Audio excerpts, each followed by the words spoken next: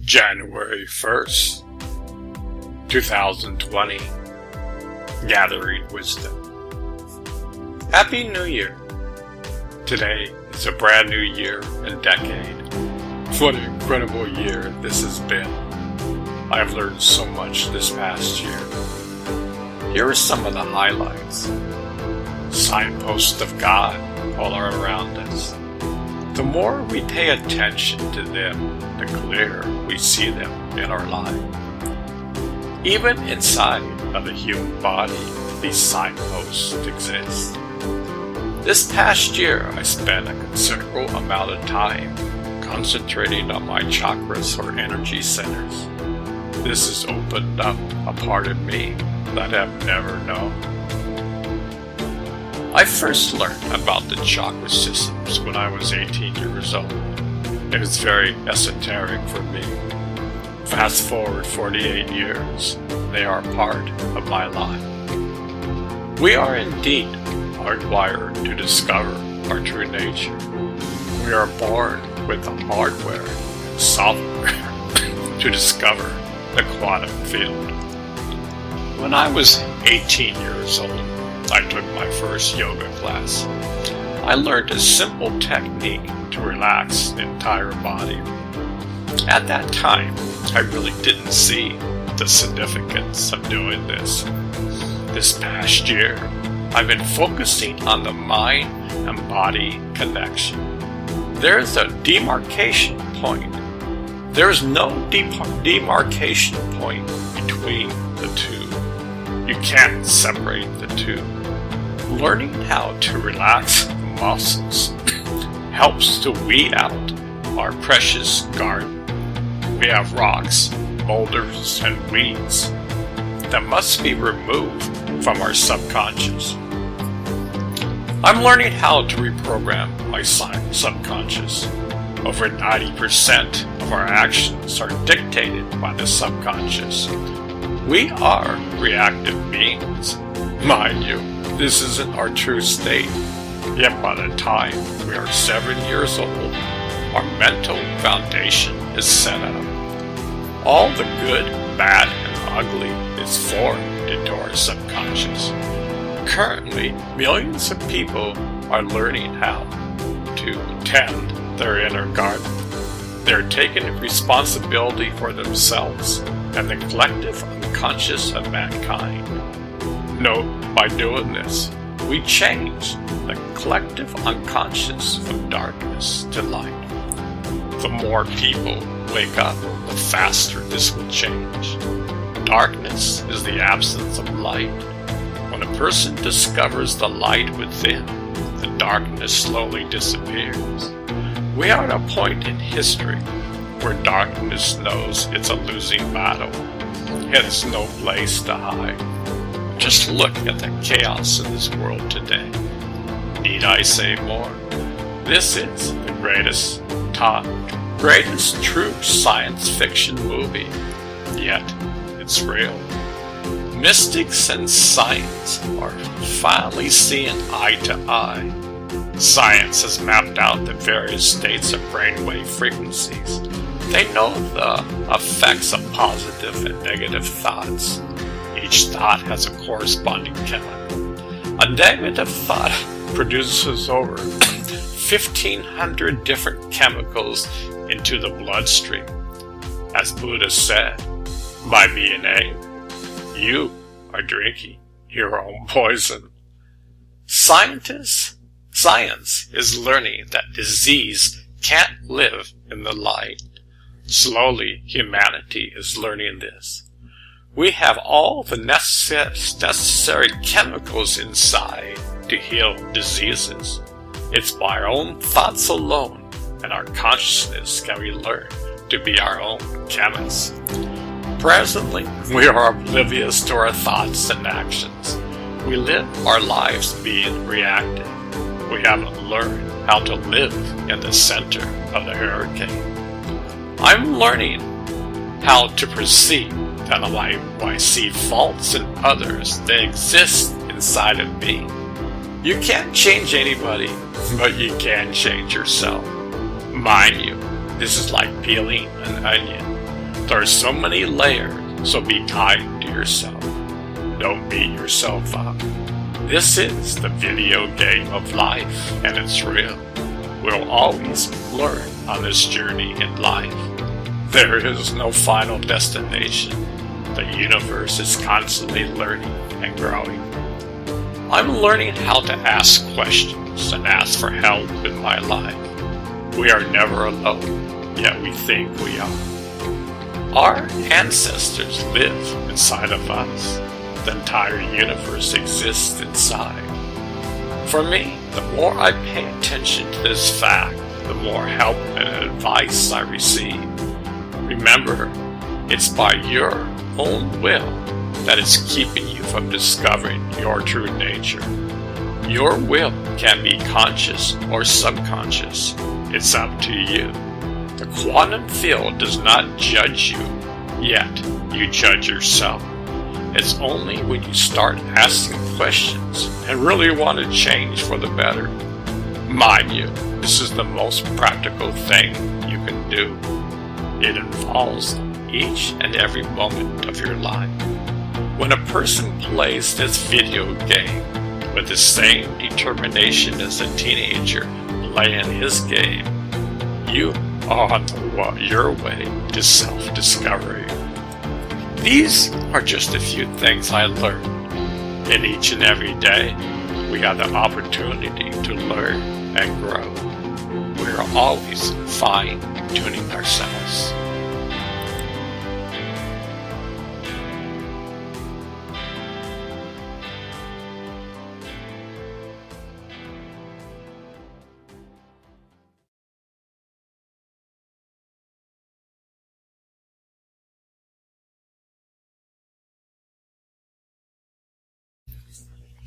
January 4th, 2020. Tricks of the trade. A person who loves video games puts his whole mind, body, and soul playing the game. He is totally concentrated on playing the game. You could say he has extended awareness.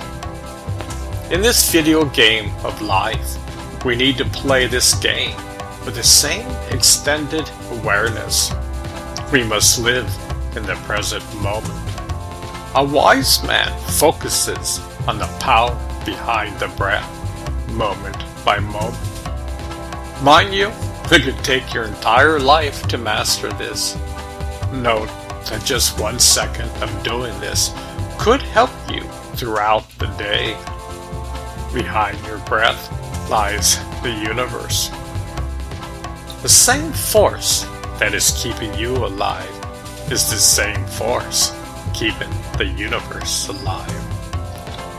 Just like a video game, one must monitor one's thoughts, emotions, and actions. When we have negative thoughts and emotions, we are living our life in the past. We are living our lives in a reactive mode. Literally, we are drinking our own poison. Buddha was absolutely correct when he said this over 2,500 years ago. The modern day scientist has had hundreds of experiments proving this. Modern day man lives in constant stress. Stress is responsible for all diseases. The disease occurs when the mind and body are not at ease. I believe that common sense is uncommon. We don't see the thread of love tying us all together. Consequently, we are divided in so many ways. Just look at our politics today. Both sides are angry and don't know how to compromise. True wisdom comes from the quantum field. As I said hundreds of times before, signposts are all around, yet the majority of humanity is oblivious to them. Meditation is the key to open the door within. Personally, I think whatever meditation you use will work for you. The goal is to close your eyes and go within. By closing your eyes, you're shutting down your analytical brain. Your awareness is going from the external to the internal. When one learns how to do this, one begins to see how powerful this is. One begins to train himself to live in the center of the hurricane. Most of humanity lives in the swirling winds of the mind. We are like leaves blowing in the wind. This path is extremely practical. You might say it's not even a path. The quantum field exists beyond time and space. It's a paradox. It exists everywhere, yet it is hidden from us. This is why I call it a video game. One goes from darkness to light. At each level, we learn and grow along the way. If our subconscious is responsible for 95% of our actions, and only 5% is conscious, that's a grim picture. No wonder we constantly live in the past. We're playing the same tapes over and over again. Yet we go on wearing blinders and thinking everything is alright. My advice is learn how to reprogram your subconscious. In the last 25 years, numerous tools have been provided to assist in this manner. Do some research. One piece of advice is to learn about how to focus on the energy centers within. As I said, we are hardwired and have the software to discover our true nature. To be honest, we are oblivious of these energy centers. When one begins to focus on them, all sorts of incredible things start to happen. The entire human body and mind is the expression of these energy centers. You wouldn't be alive today if these energy centers shut down. In fact, when these energy centers shut down, death is only a breath away. We were born to have a direct connection to the universe. Does that excite you, or is this some boring topic? Nobody is trying to twist your arms. Only you can discover the jewel within you.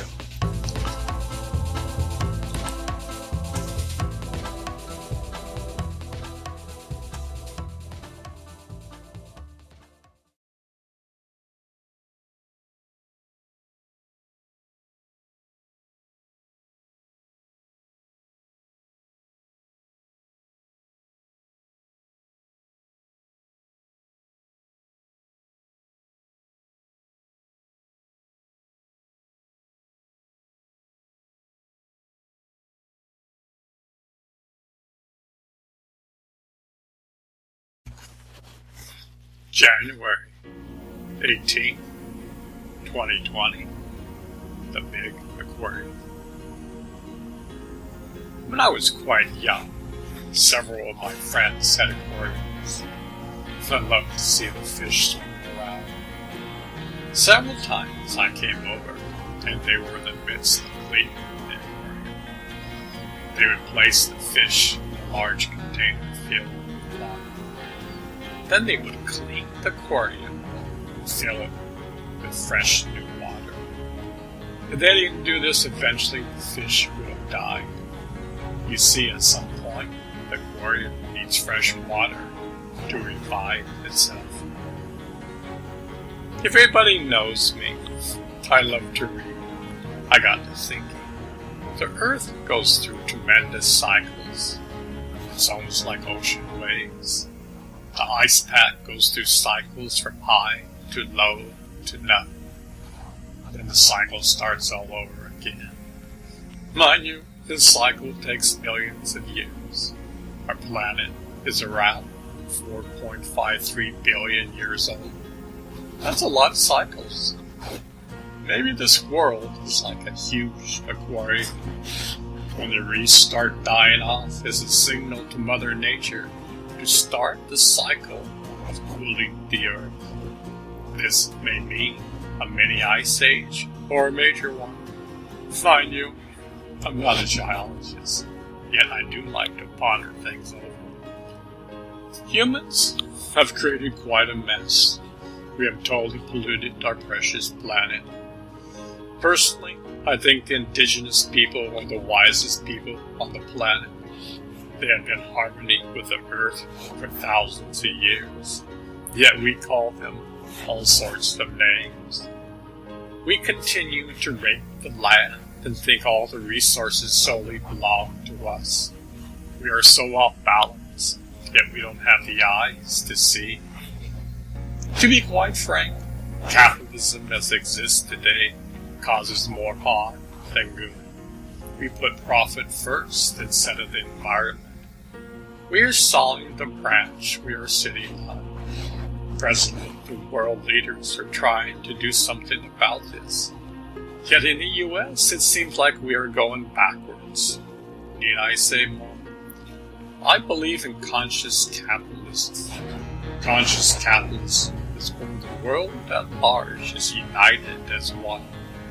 Everybody has this awareness. From that state, true capitalism will take place. The workforce as we see it today in the United States would be totally different. You wouldn't even recognize it. You would make the best in the world today and multiply that by 1,000. Once humanity lives as one, the world truly will change in ways we can't even perceive today. The 1% of people have more wealth than half the world's population will no longer have this amount of money. It will be spread out evenly. For example, companies' main focus is to make money for their shareholders. That's the name of the game. Just think, hardly any employees are on the board. In Europe, both employees and shareholders are on the board. With capitalism, profit is the only goal. How much money did we make? That's the bottom line. I once worked for Charles Schwab. They laid off around 10,000 employees in 10 years.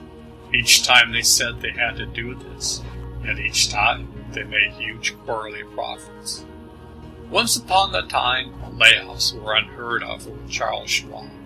When I first started working for them, they were one of the best companies to work for. They treated their employees with exceptional care. Along came the .NET crash that was downhill ever since. The reason I'm saying this is that in all areas of life, we need to clean the fishbowl. We are so out of touch with our true nature. Basically, we are spinning our wheels. We are going nowhere. It's time for us to grow up.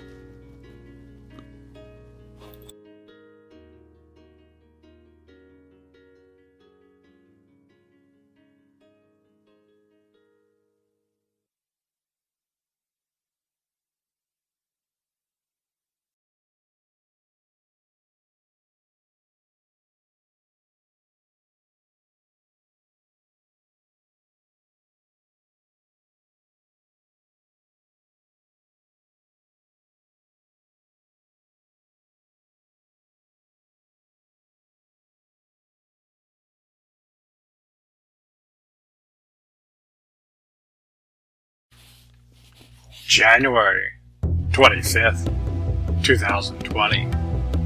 The Wild West. It seems to me that Western man is still living in, conquering the Wild West.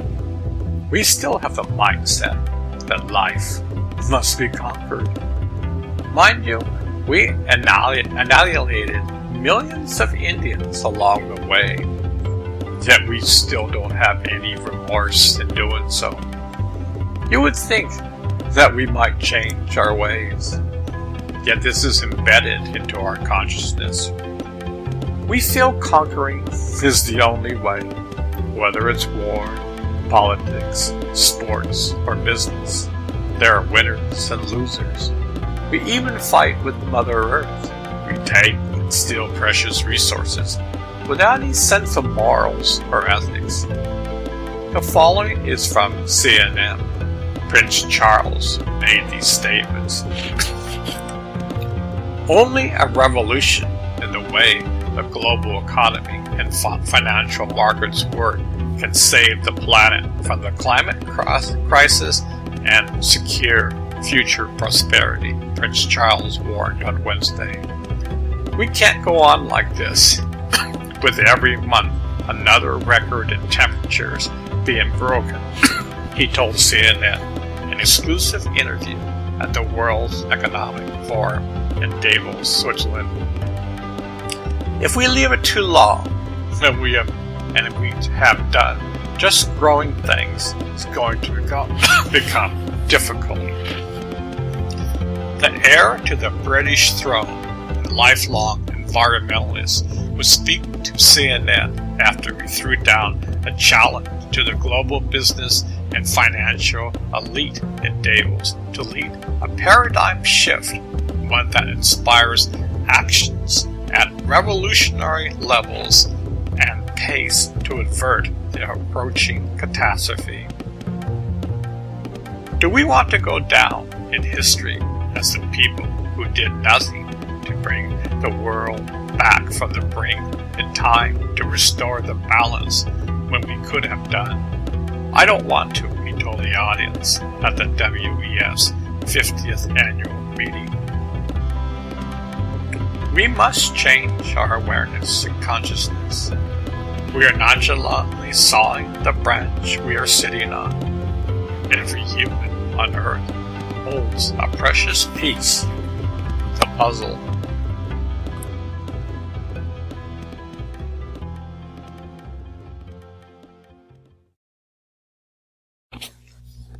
February 1st, 2020. The wondrous human body. Did you know that we are all master chemists? Just think. We have our thoughts and emotions. We create our current state of awareness. Most of the time, we play the same tapes over and over again. Yet, we are oblivious to that fact. We only see around 1% of a light spectrum. Can you imagine? The ancient ones have talked about the chakra systems for thousands of years.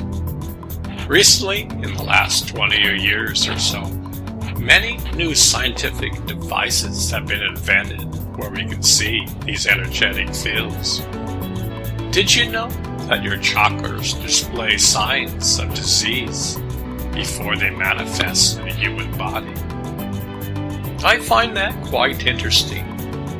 The more you pay attention to something, the more it pays attention to you.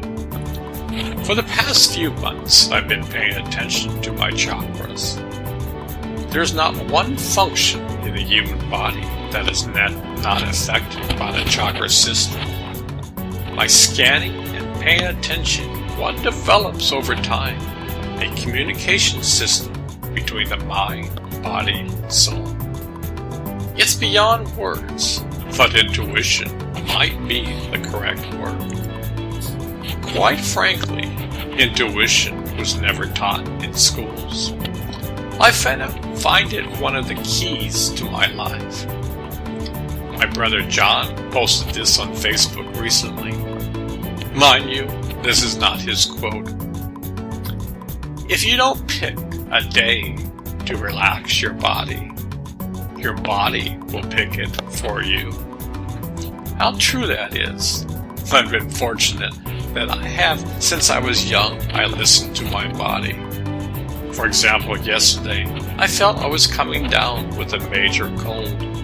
My body was giving me signals. So I went to bed 3 hours earlier. I woke up just fine. The body speaks to us, yet we are oblivious. We pay so much attention to performing external actions that we never realize that we are human beings. I emphasize beings. This is my main theme in almost everything I write. we are missing out on so much what life has to offer. We live our lives in such a mundane existence. The entire universe lies inside of you. What can be grander than that?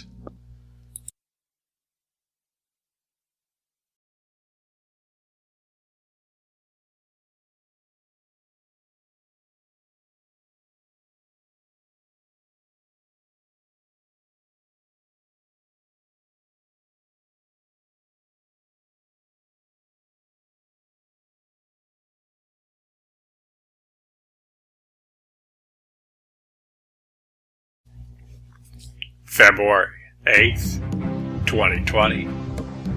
Heavy boulders. We all carry heavy boulders in our life. Every single one of us does. Our subconscious contains the good, the bad, and the ugly from the time we are born to around 7 years old. This is when it gets formed. Nobody gets a free ride. Yet for thousands of years, man stuffs his emotions. We don't talk about it. When Michael Phelps opened up his own fight with depression, it left many of us grateful he spoke up. You see, in our society, it's almost a taboo to talk about mental health. Nobody wants to hear, "You're weak if you do." In my eyes, to talk about mental health issues is the greatest things we can do to help our world. It affects every one of us. Scientists know that we play the same tapes over and over again. Our subconsciousness is running the show. 95% of our actions come from the subconscious, and only 5% comes from our conscious mind. Just think, in order to change, one must rewire the brain and body with new software and hardware. We must learn how to consciously cut the wiring from the past and rewire it with the new. I'm putting this in simple terms. We need to be aware of each and every moment.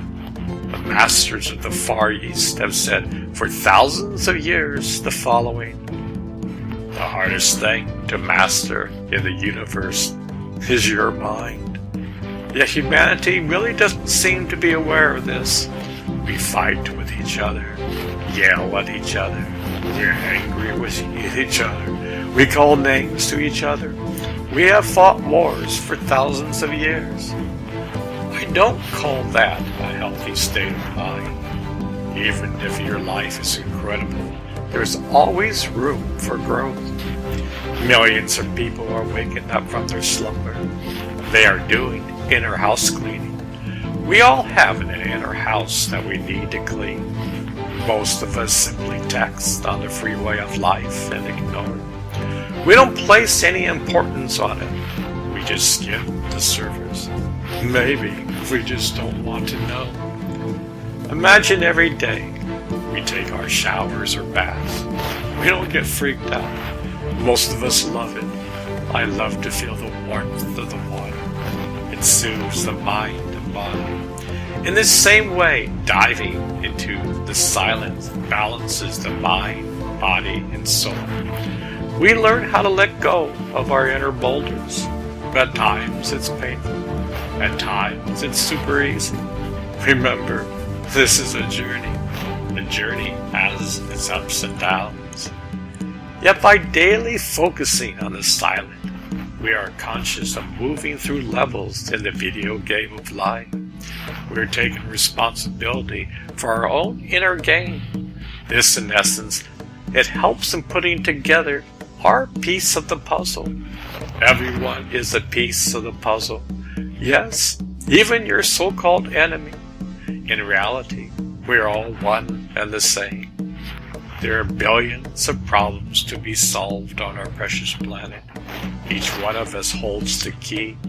We must learn how to overcome all the negative emotions we have. We must learn how to be kind again. Currently, in our society, we are so off the mark, it seems like learning the truth and evidence doesn't seem to matter anymore. I have so much hope for the future. Granted, it's going to take time. The universe is cheering us on. We are not alone. You are the universe. You just don't know it.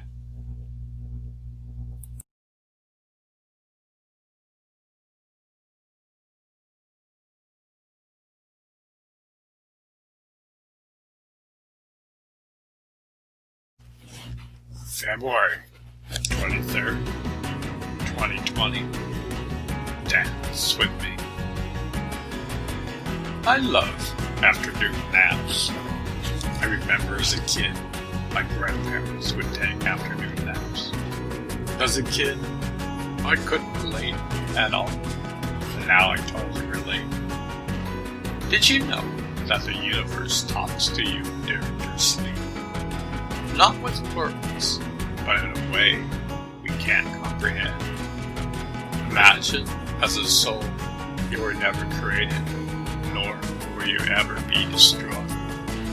You are eternal, yet we are texting and are completely oblivious to the miracles of life. Did you know that the universe has a sense of humor? Where do you think humor comes from? During my nap, the universe came and talked to me. Let's do the waltz together. Come dance with me. Imagine the entire universe dancing in spiraling delight. It is conscious and aware. This is our true nature. Words can't describe the magnificence. Do you know, the more you pay attention to something, the more it pays attention to you. When I first started to meditate, it took hours just to break through. Over the years, it's gotten so much easier. It seems like now the universe is meditating on me. Even saying this, I still have a lot of baggage to let go. One has to be humble on this journey. When I first started to meditate, I did it for myself. I wasn't spiritually mature.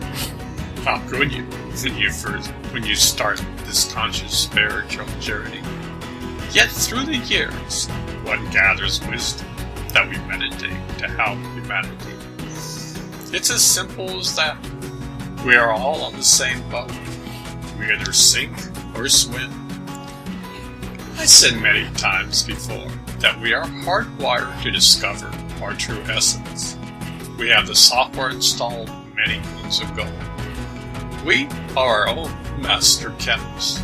Unfortunately, our subconscious is running the show. We play the same tapes over and over again. Some are good, and some are quite ugly. We are reactive beings. We were never taught the following in school. You are your own master chemist. You can control your thoughts and emotions. Yes, it takes time and effort. Remember, you are on a journey. You are here to discover your true nature. You are a piece of the puzzle. Why are we living in the pits? I saw this slogan on a wall at Buffalo University over 40 years ago. If life is a bowl of cherries, why are we all living in the pits? I say a lot that signposts of God are all around us. Yet do we have the eyes to see? In order to see, you must use your will and take simple actions. We have free will. The universe doesn't judge us or criticize us. We are great as humans to do that to each other. Yet we have free will. Where you place your intention on, you become. Imagine that the signposts are staring at you both inward and outward, yet our attention is somewhere else. Maybe we should use our will to be aware of the mysteries of life. Do we ever just spend time just being and doing nothing? Many people hate silence. I work out every day. This one trainer came up to me and we had a conversation. Somehow he told me that he hates to slow down and be silent. I have many friends who have the same state of being. We are so stressed out that our chemistry is totally out of balance. Did you know that living in the survival mode, you can never tap into your true nature? A modern-day scientist has proven this. How can you go within and discover the joy inside when the faucet of adrenaline is constantly flowing? This is a common state for people today. That's why we're so stressed out. In this fight or flight condition, the immune system stops working. All systems shut down. You are in survival mode. Tomorrow, you're going to visit your in-laws, and your mind and emotions are already freaking out. Mind you, this isn't tomorrow, but the mind doesn't know the difference in time. You are freaking out just by thinking about it. If you want to see the signposts, you must become aware. You must learn how to reprogram yourself, otherwise you will play the same tapes over and over again until you die.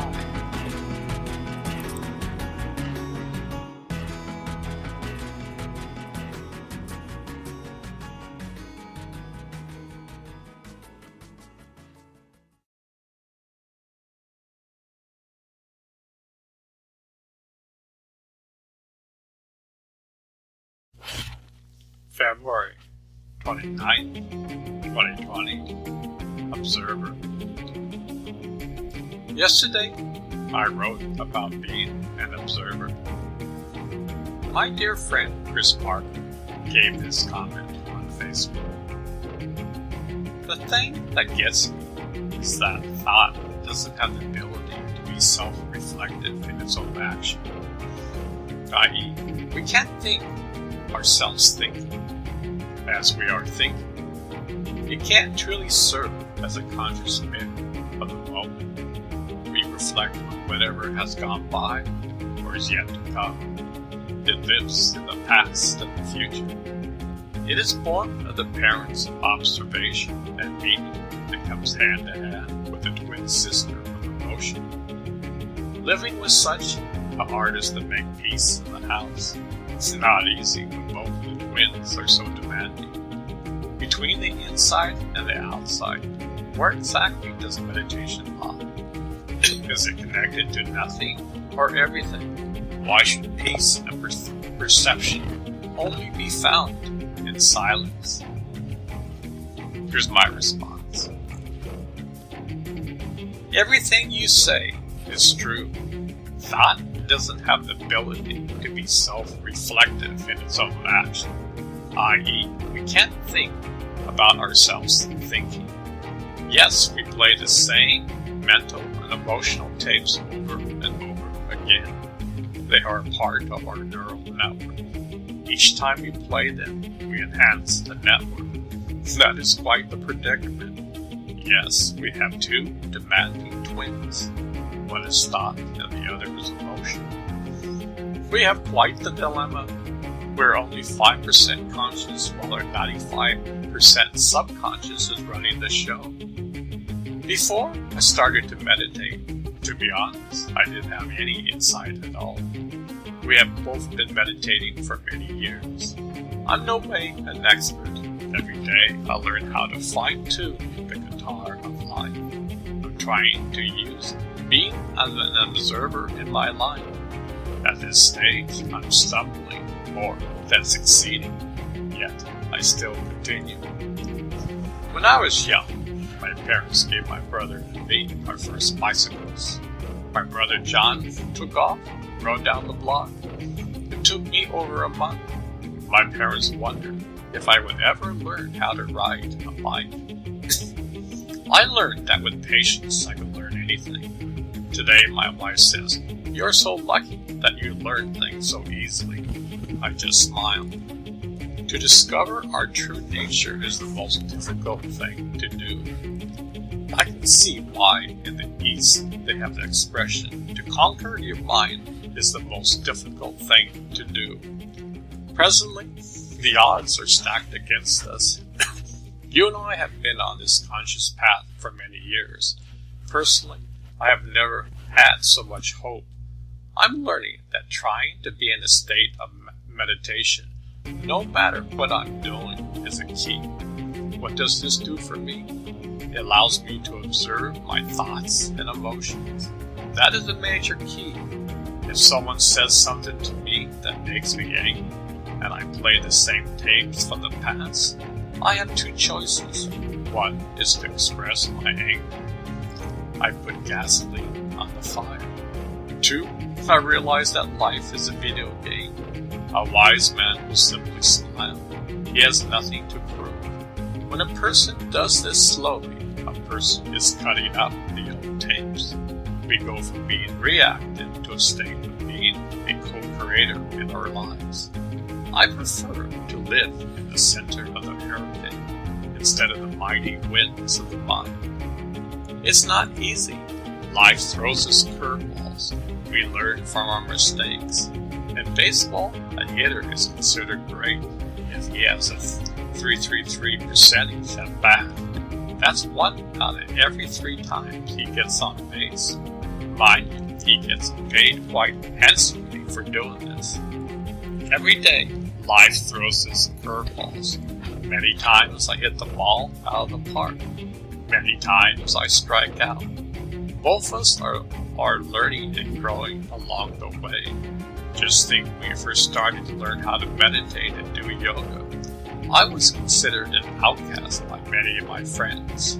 Years later, my mom and her friend took the same yoga class from the same teacher. Yoga is now everywhere. Today, humanity is waking up. New tools are being discovered. We are learning how to tune the guitar of life. I'm excited for the future of mankind. Maybe we will become a kind man. Personally, I think there's no one way. We are all wired up differently. What works for me, maybe won't work for you. I'm glad that we can share information together and sort out what is good for us. Thanks for the comments. They are simply, for me, at the same time, quite profound that we can solve this riddle of life. Your last question. Why should peace and perception only be found in silence? In silence contains all the mysteries of life. It is as simple as that.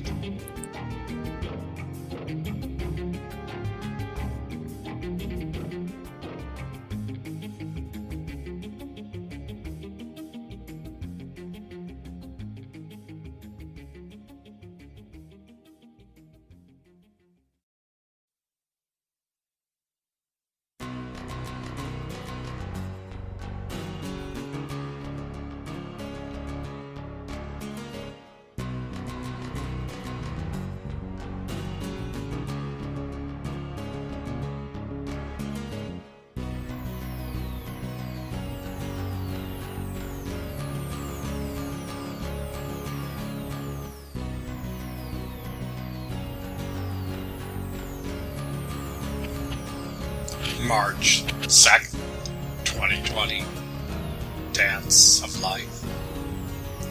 Today, I was going to write about splendor, and during my early morning meditation, I got guidance to talk about Ricardo and the dance of light. I love seeing my friends on Facebook. Some of them I haven't seen in over 30 plus years. One of these is Ricardo. Last time I saw him, he was throwing a party in Miami Beach in the mid-80s. I first met him in India in 1971.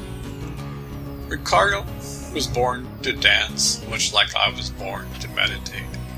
Now dancing and meditation is a part of his life.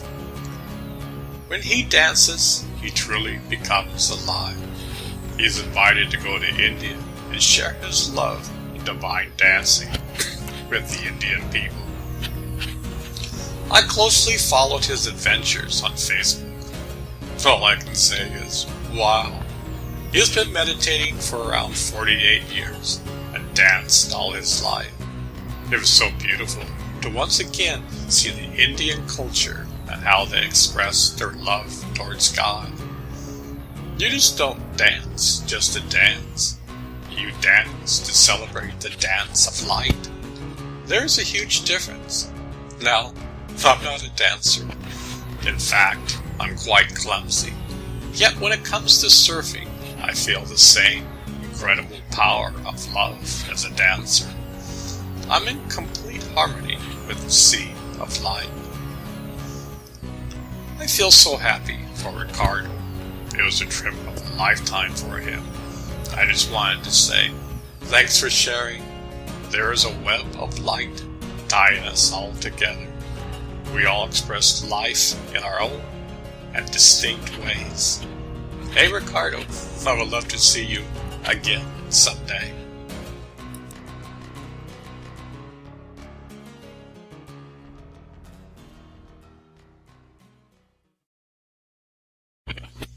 Rest in peace, Bihari Singh.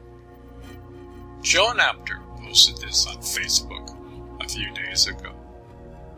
Bihari Singh passed away peacefully in Jaipur at 2:30 p.m. on March 5th, 2020. His funeral procession will take place on March 6th at his birthplace, Ram Singh Kai Dihan, near Koi, Patali. I met Bihari Ji in 1969 in Dehradun, India, when I first knocked at the door of Prem Rawat's residence. He traveled to the west with Prem in 1971. We called him Hanuman because of his great love and his great strength.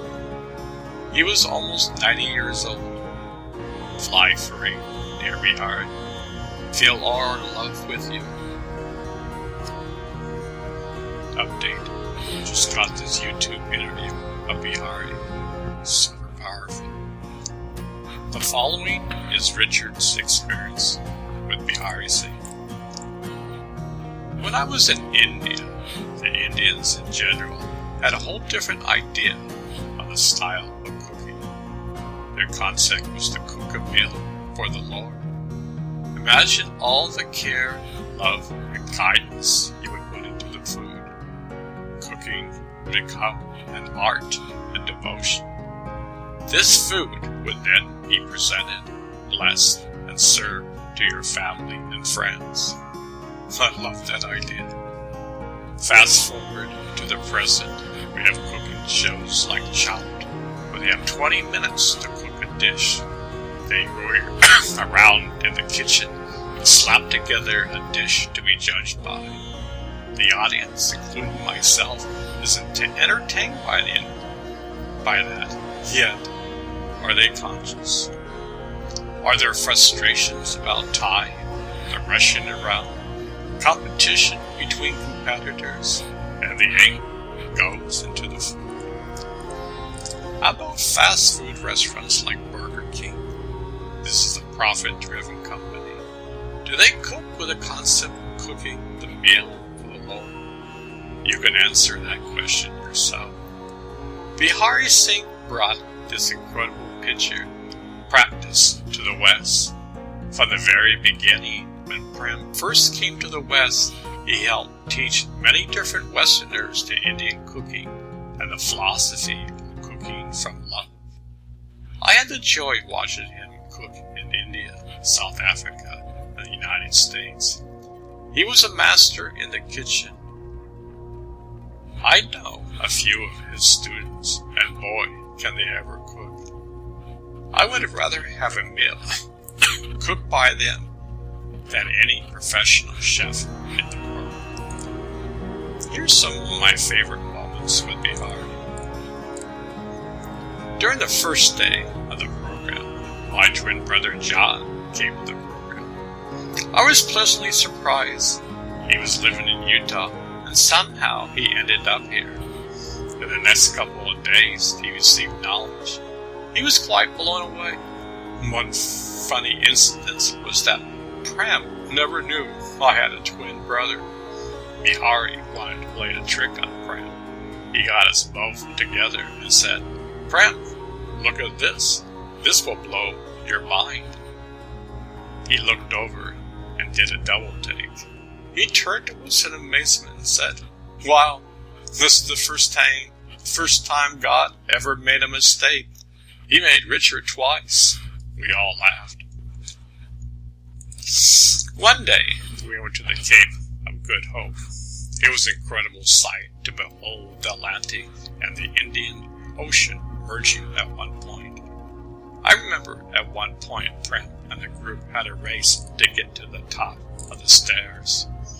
I couldn't believe how fast he ran. He beat us all by a long shot. I thought with all my training I was fast. When I got to the top, I was breathing quite hard. Prem was hardly breathing. I remember at one point a South African photographer took our picture.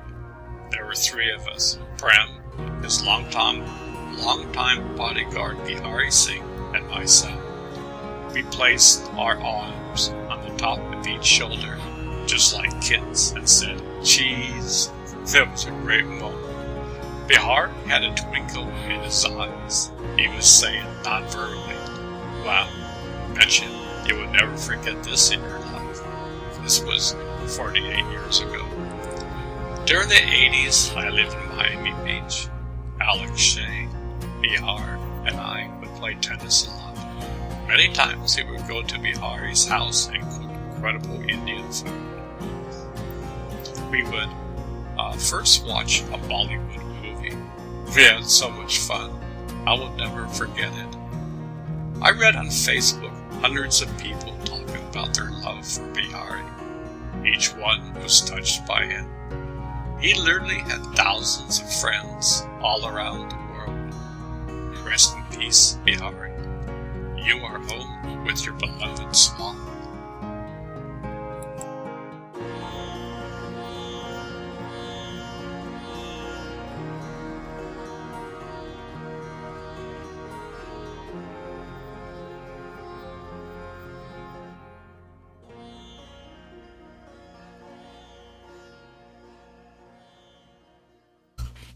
March 14th, 2020.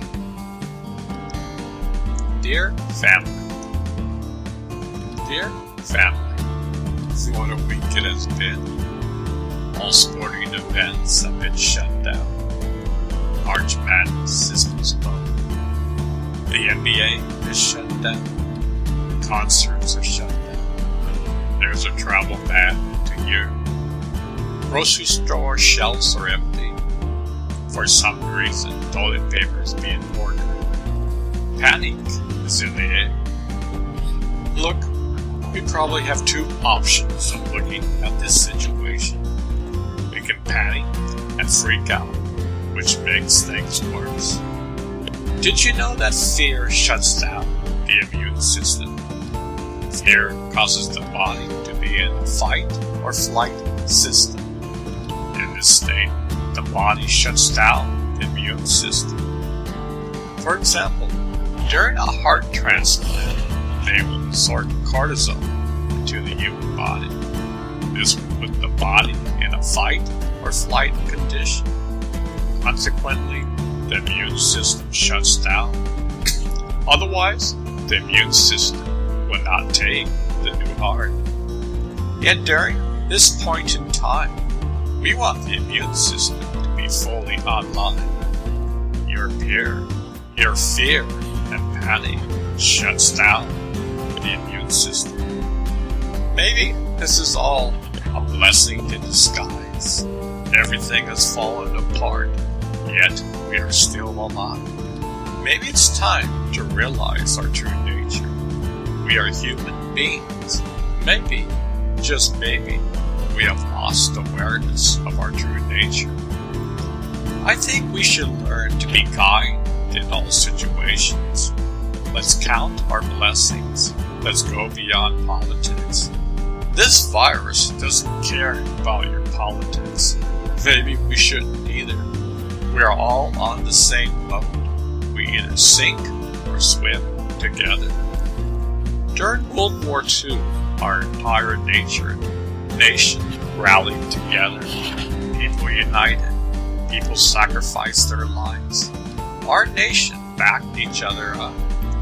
We now have the enemy at our doorsteps. This is why everything is being canceled. Many of my friends say it's such a small percentage of the population that is getting affected. Yes, that is correct for now.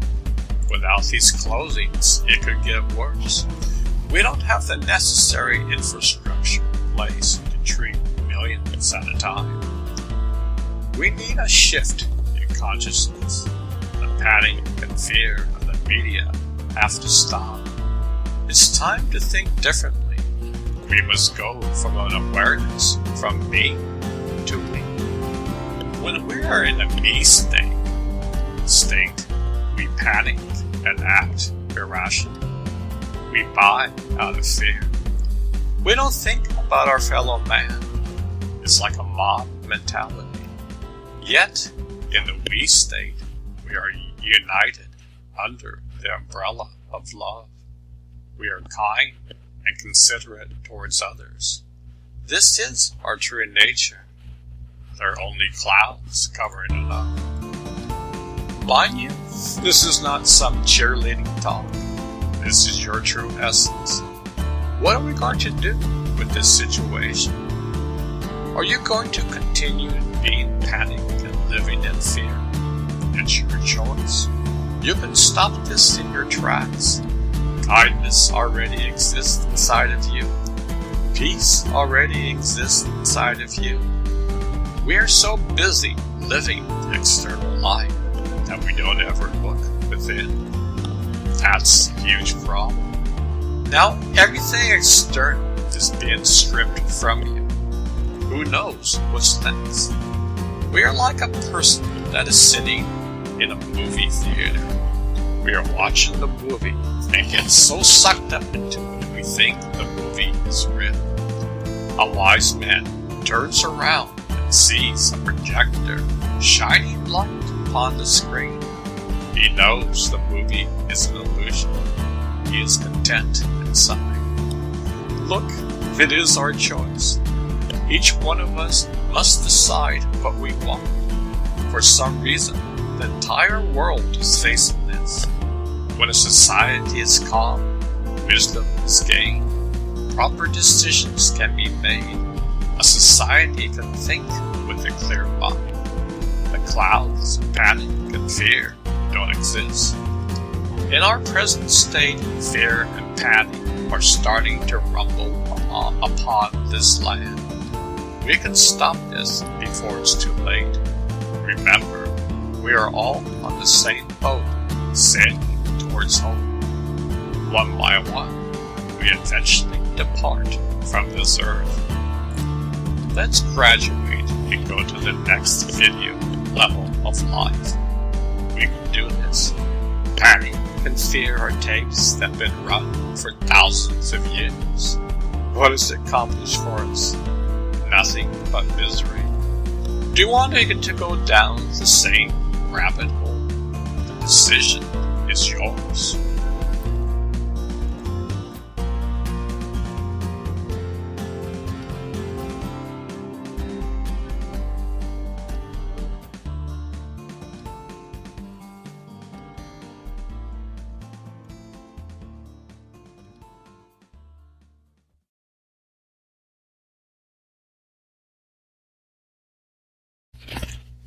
April 19th, 2020.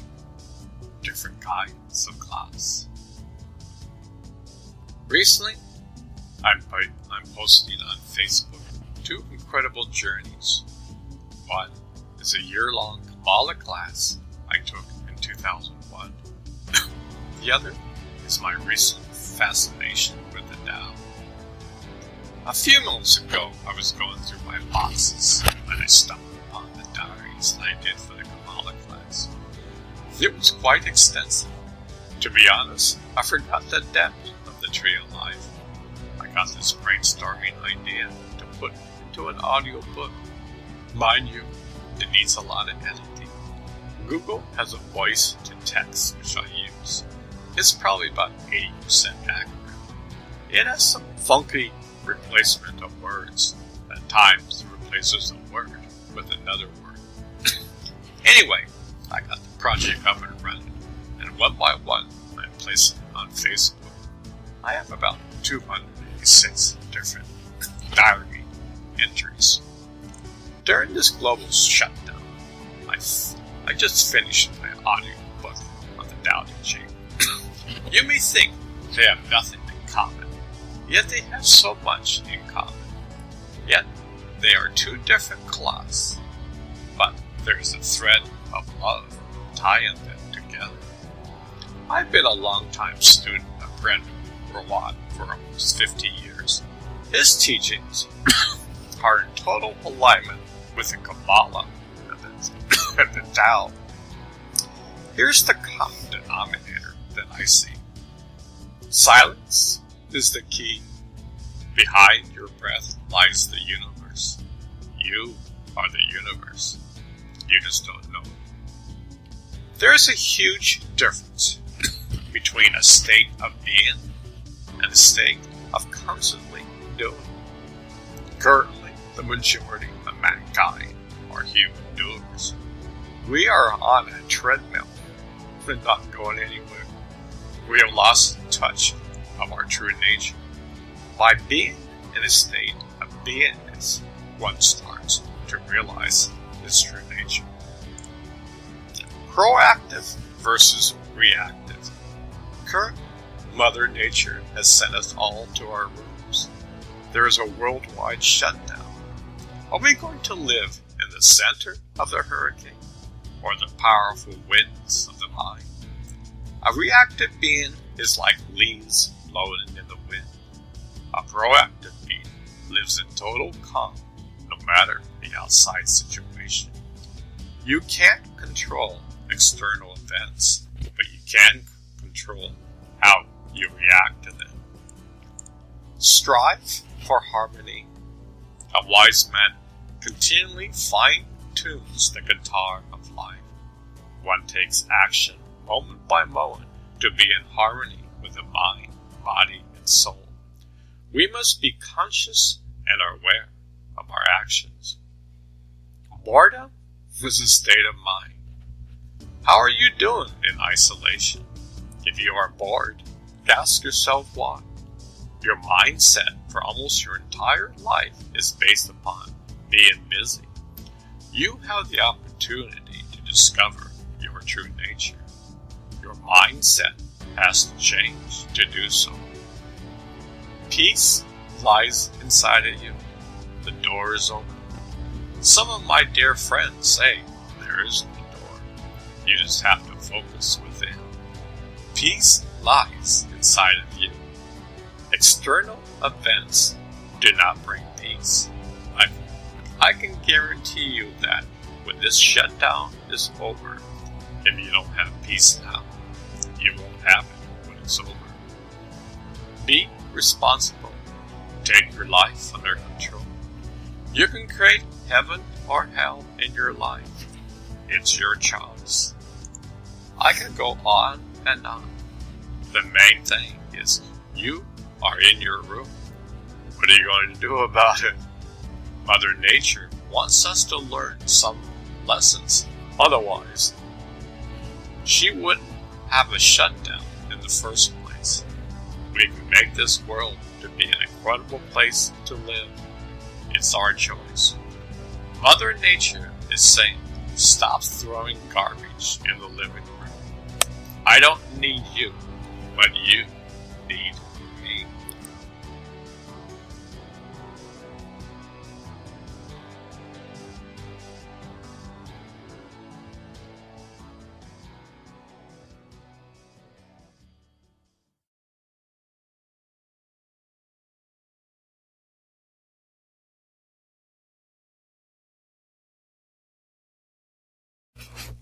May 11th, 2020.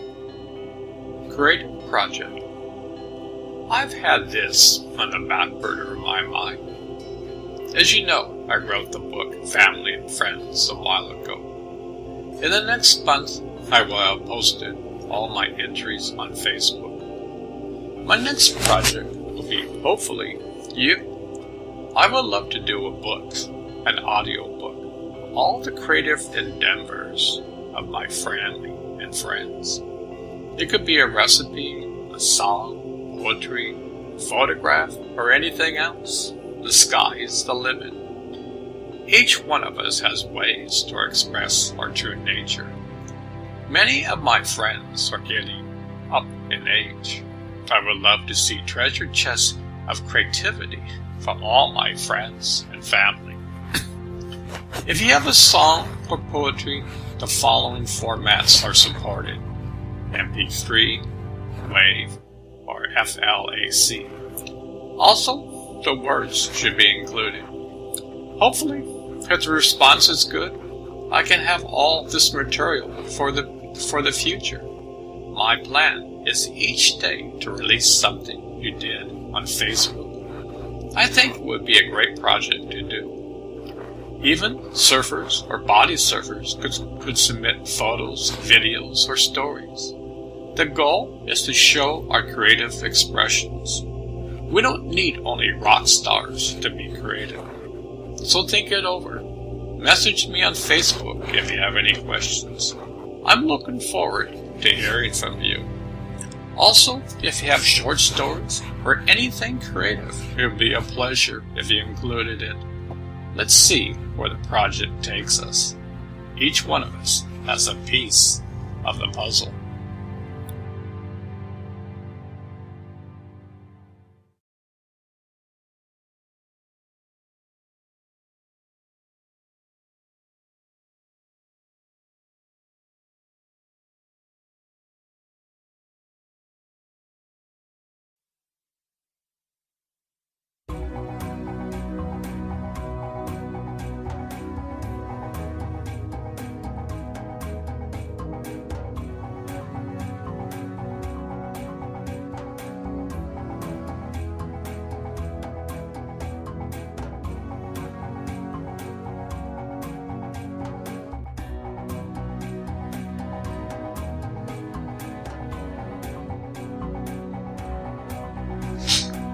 May 15th, 2020.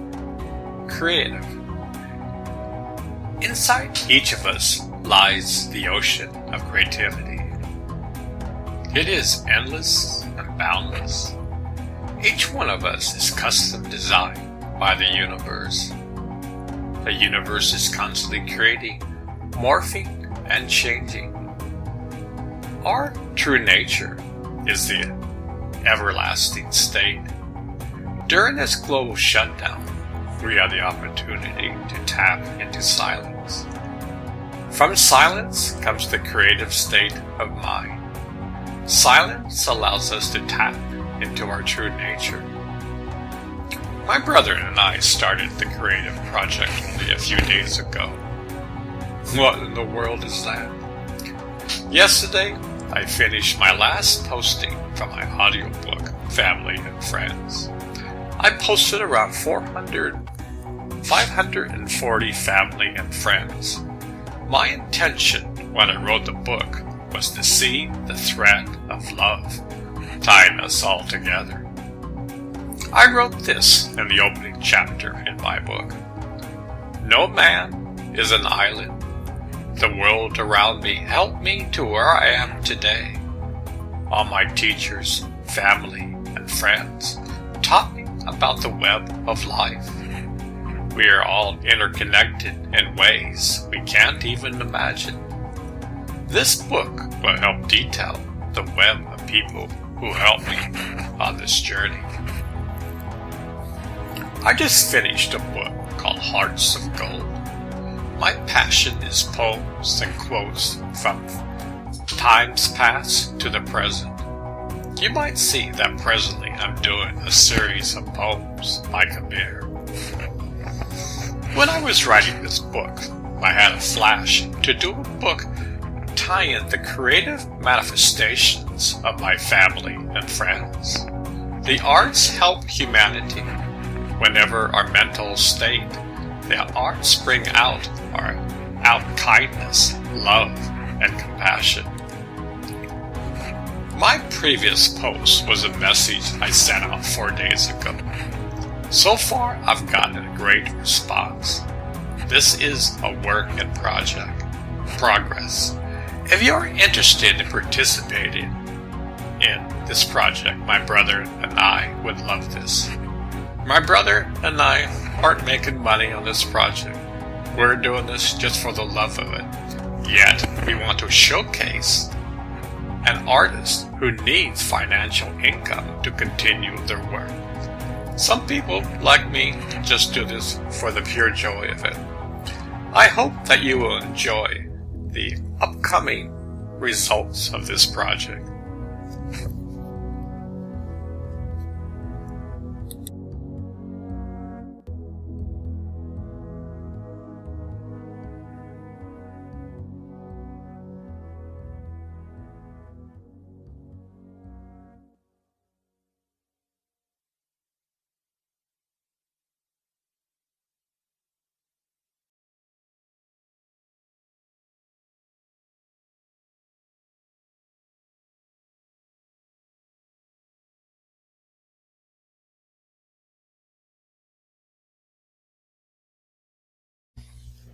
May 16th, 2020.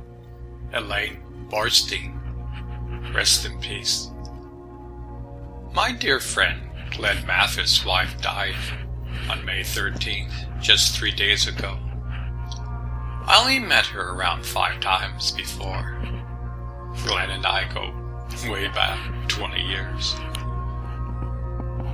We used to work together.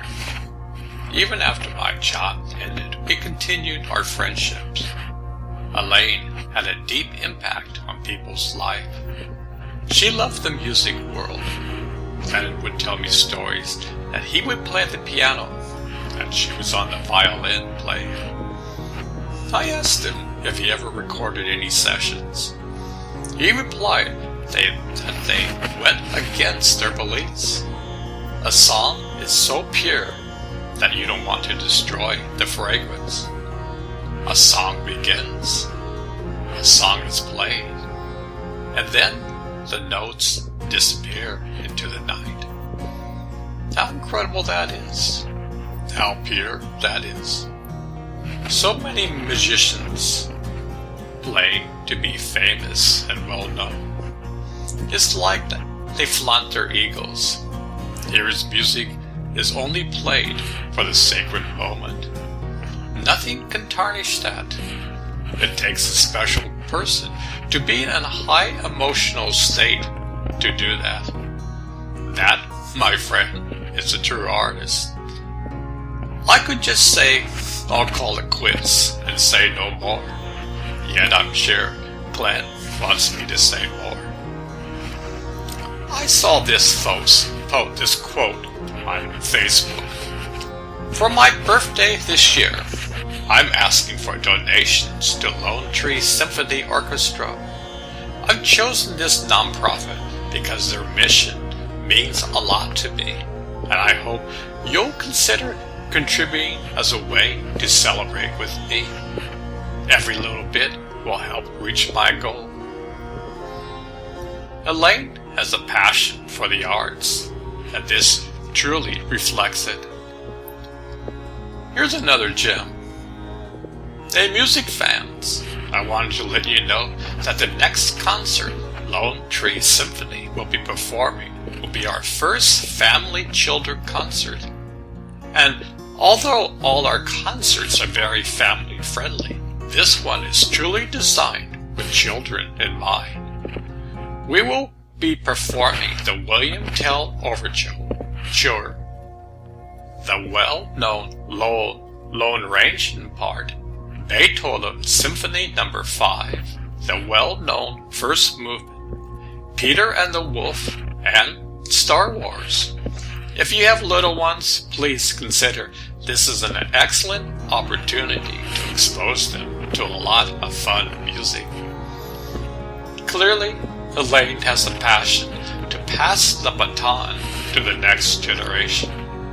The arts are vital for civilizations. Without the arts, a society would be lost. Here's an example of Elaine's friendship. How humble she is in giving praise. Many musicians quarrel with each other. Elaine sees them as her equals. I'm so glad I got to know Michael at RMHS, where we performed in orchestra together. His talent and love of music was infectious. I would show up to orchestra only early. It was our first class of the day, and practiced a little piano. He was also an early bird to arrive. He was also an early to arrive person, and would coach me on the piano. I got to the point where I was able to play a very complex Chopin piece that was way beyond my skill level, but possible because of Michael's coaching. I continue to be amazed at his talent. His composition and singing skills are amazing. He recently composed a piece for the quartet I played in. I'm privileged to know such an accomplished musician. Here's another example of her zest for life. I'm thrilled beyond words. A friend of mine, who is an accomplished musician, composer, singer, wrote Transylvanian Lullaby, Young Frankenstein for our string quartet. Here's the computer version that he wrote. I'm so excited about this. How about when you have tenants from hell? Googled how to make meth? Nope. Not starting up a new business, but wondering about some old tenants. Tenants from hell. I'm sure my Google search has placed me on a list somewhere. Elaine spent some of her childhood in Oahu. Returning to Hawaii after all these years will be bittersweet. So many wonderful old buildings are no longer there. I'm discovering a lot of my memories will just be memories. Elaine had a post of old Hawaii's Waikiki Theater. It was being demolished. She expressed how the past changes and morphs into the future. Her memories fade into the night with all changes that are made. I saw this as Elaine being melancholy. The definition of melancholy is as follows: a feeling of pensive sadness, typically with no obvious cause. I love that Elaine would change her Facebook home photo. She had all sorts of witty characters. You can see that she played with life. She thought outside of the box. Glenn deeply loved his wife. Throughout the 20-year-old friendships we had, I would always bring up Elaine and ask how she was doing. I could tell they had a great relationship. Of course, they had different opinions in life, yet they could rise above them. Elaine's song has ended. We will miss her. She is playing in the grand orchestra of life. If you are silent, you might hear her playing.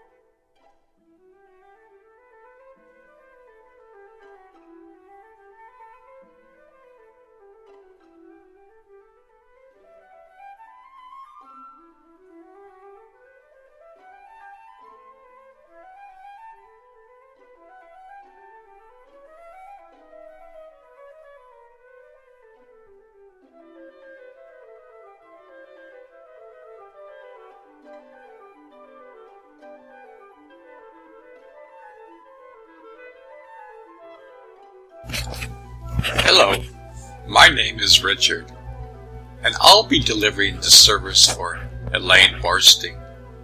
This service will be as if Elaine herself was talking. Please imagine that as I'm talking, that it's actually Elaine talking. Albert Einstein once said in his favorite quote, "Imagination is more important than knowledge, for knowledge is limited, whereas imagination embraces the entire world, stimulating progress, giving birth to evolution." Well, here's a stretch of the imagination. As you know, my entire life has been for the love of music. Music is creativity at its deepest core. It helps us when we are happy and when we are sad. Everyone loves music. Glenn's friend Richard asked if Glenn and I had any music we recorded together. Glenn said that they didn't do that, ever. We start to play, we play, and then the notes disappear into eternity. We play solely for the love of it. No more, no less. Before I passed over, Glenn was playing our favorite songs. When he stopped playing, I was carried away from the last ending notes. It's like fall winds blowing the leaves to the earth. It is a natural process. Everything is created, and yet everything has its lifespan, even the universe. So please don't mourn me, but celebrate the joy of my life. Death is but an illusion. It's just I'm in a different room than you in the mansion of life. Yet it's one mansion called life. Life is eternal, but we can't see much outside of our little boxes. I will miss my adventures in Disney World with my family. We went probably 20 times or more. Most of the time we traveled by car. It was so interesting being in motion and looking out at the beauty of nature and the ever-changing landscape. The drive was 2,000 miles to get there, yet we did it year after year. When we weren't traveling, we were homebodies, as Glenn said, one extreme to another, yet there was a balance between the two. A different type of ride I loved was roller coasters. While most people would scream during the rides, I would laugh with delight. Nothing like being just at the crest of the mountain and swooping down like a bird in the wind. Glenn wrote the following. Our first trip together was a long weekend where we drove to Mount Rushmore. It was here where Elaine discovered she liked really long drives. Rushmore was kind of boring, but we were there for a couple of days, so we did some side trips. We saw the Devil's Tower in Wyoming. We also did 2 long drives, where the point was to get to Montana in one and North Dakota in the other. She started calling me Brave Man, because it was my idea to do these types of trips just to get more states in the United States. Later, we did a similar pointless trip where we drove from Denver out to Utah and back in one day. Over 600 miles of driving just to say we did it. Over the years, we had similar trips where the goal was to drive to see new states, but just drive through them. We would stop in places you wouldn't expect, like Carhens in Nebraska, or little towns in Canada north of Michigan, where the owner of the small store would wash your windshield just because there were bugs stuck to it. No charge either. I totally enjoyed my life and family. Life is a mystery. We never know when it's time to go. You are living in interesting times. There is a global shutdown. Just think, you are having a virtual funeral. Imagine just a few months ago, who would have imagined that the entire world would be shut down? Mother Nature sent all of humanity to their rooms and think things over. This had huge repercussions around the world. And so, here we are having a virtual funeral. Yet, don't cry. Be happy. I'm in such an incredible place. Just think, when you die, you're scattered through the universe. You never die. That one drop of water merges with the immense ocean of life. So you are not alone. Your family and friends who have passed away are still with you. Unfortunately, we are human beings, yet we are beings who must always be in a state of doing. We do, and we get bored if we stop and just be. I exist in the being of life. The only way to feel me is to stop and enter into the silence. I am always with you. It's funny, the human body is wired for this connection, yet we are not aware of this. I certainly wasn't aware of this when I was alive. Glenn had this calling to try to comprehend the mysteries of life. I had my passion in music and cooking. I loved playing music with the orchestra. It was so beautiful to play a masterpiece and the harmony between the conductor and the players. Everyone was a piece of the puzzle. They weren't the puzzle itself. Here's what I wrote on Facebook. Hey, music fans, I wanted to let you know that the next concert, Lone Tree Symphony, will be performing, will be our first family children concert. And although all our concerts are very family friendly, this one is truly designed with children in mind. We will be performing the William Tell Overture, the well-known Lone Ranger part, Beethoven Symphony No. 5, the well-known first movement, Peter and the Wolf, and Star Wars. If you have little ones, please consider this an excellent opportunity to expose them to a lot of fun music. This was my life. I was a stay-at-home mom. Many people would ask me, what do I do? I would say, I'm a stay-at-home mom. You could see their eyes change to disapproval. Our society thinks that stay-at-home moms don't do anything. Well, during this global shutdown, I'm sure that many people don't see it that way anymore. Probably one of the most active people is the stay-at-home moms. It's a 24-hour career. Most people put in their work hours on the job and come home to relax.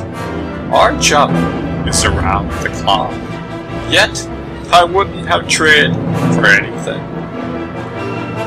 You have been listening to Samantha's Moldau. This is one of my favorite compositions of all time. Music is in my blood.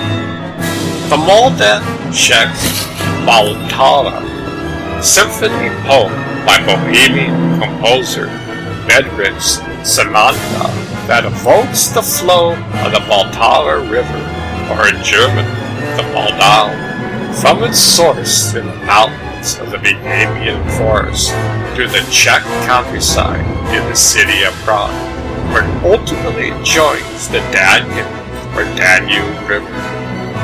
We all are on this incredible river of life. My friends and family, my journey has called on this earthy river, yet I'm sailing on the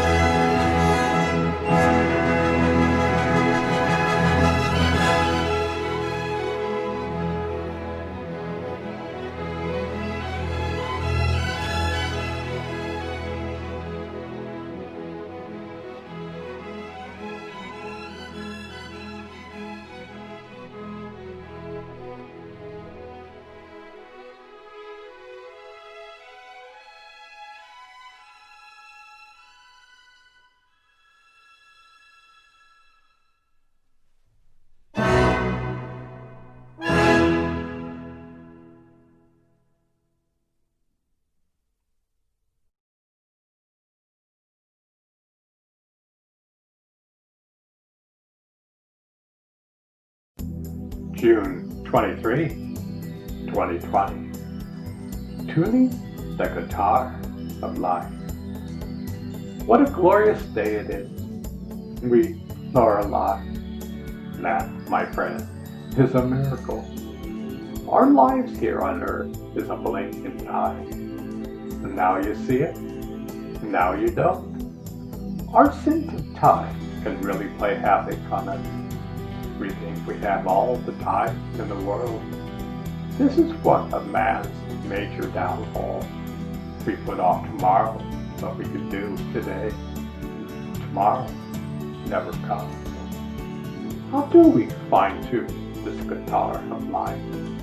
Most of us never bother. Consequently, we don't discover the jewel that lies inside. We don't discover our true nature. You are the universe. You just don't know it. The older I get, I see that the great power lies in being meek and humble. The great Tao created this entire universe. It is meek and humble, yet its power is keeping the entire universe alive. In our society today, being humble and meek is something you don't want to strive to be. Currently, we have an administration that loves to rule by mocking and bullying others. I don't need to talk more about them. Yet all great teachers from the past talk about the virtues of being a child at heart. Your mind talk won't make you happy. Concentrating on every moment of the news won't make you happy. The world has to grow up. We are emotionally immature. Our happiness has been derived from externally for thousands of years. We are still fighting wars. We are still bickering and fighting. Your cell phone hasn't saved you. Common sense is uncommon. God is humble and meek, yet currently we make a mockery of Him. We can't even get along with each other. The universe is coaching us, yet we think we know more than the universe. We are stuck in our ways and won't think outside of our tiny boxes. During this global shutdown, many people refuse to wear masks. I don't have to wear one. How selfish that is. Your grandmother or others might be dependent on you wearing one. No, this is not a rant. This is only a request that we fine-tune the guitar of life. We can, in each moment, change for the better. We can be nice to each other. I love stories from the 60s where the Democrats and Republicans would banter each other all day long. In the evening, they would go to a bar and toast each other with a mug of beer. We can all be different. We all have different sorts of views. Maybe we should rejoice in the diversity of life. Just think, the universe does not judge us, yet we judge each other. So much so that we have anger and hatred in our hearts. We must love the diversity. When you are angry, you are personally drinking your own poison. Science has proven that. You will have cloudy thinking. Science has proven that. Yet the world is still spinning on the treadmill of anger with no end in sight. So this world will change for the better when you change for the better. It's as simple as that. Your Savior won't save you. It's your responsibility. They will coach you, but you have to play the game. Salvation comes from actions, not believing. Actions are stronger than words. Only by your day-to-day actions can we change this world. We all want peace in our lives. What part are you going to do? Discover the jewel that lies inside. The kingdom of heaven lies inside of you. Be like water. It is humble and meek. Yet don't underestimate the power that it has.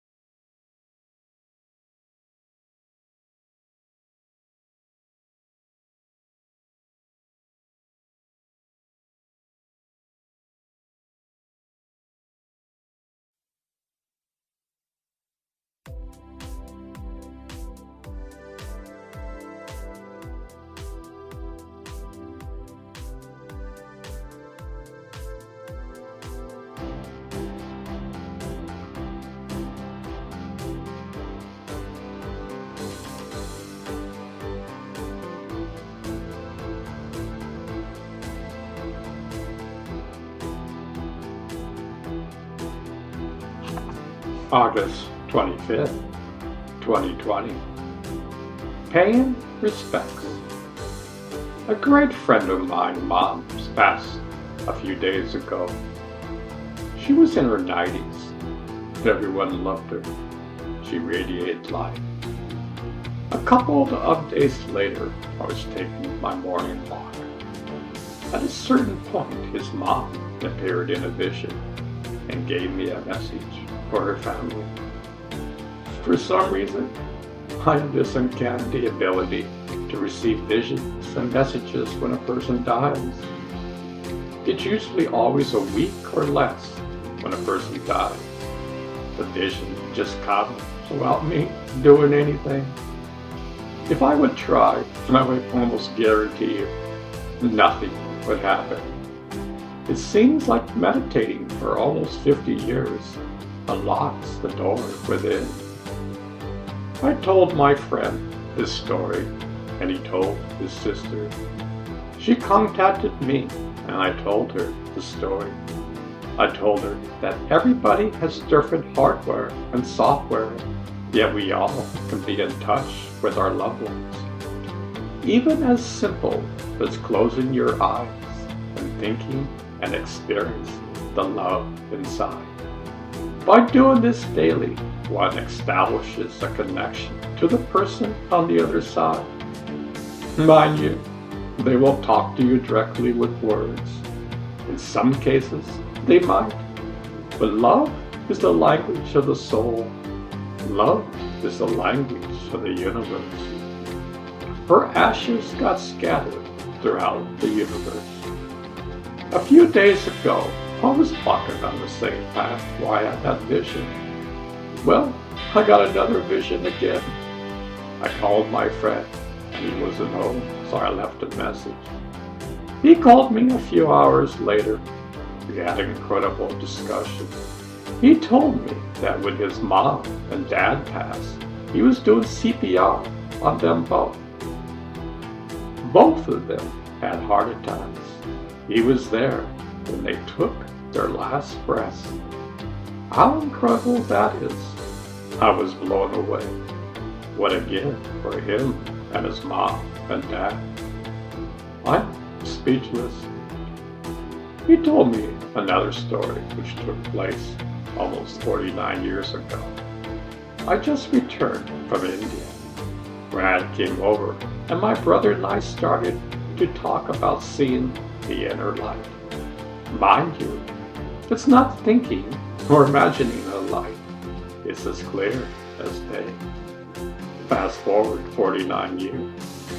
He told me that when he closes his eyes, he sees this incredible light. What can I say? This is an incredible journey.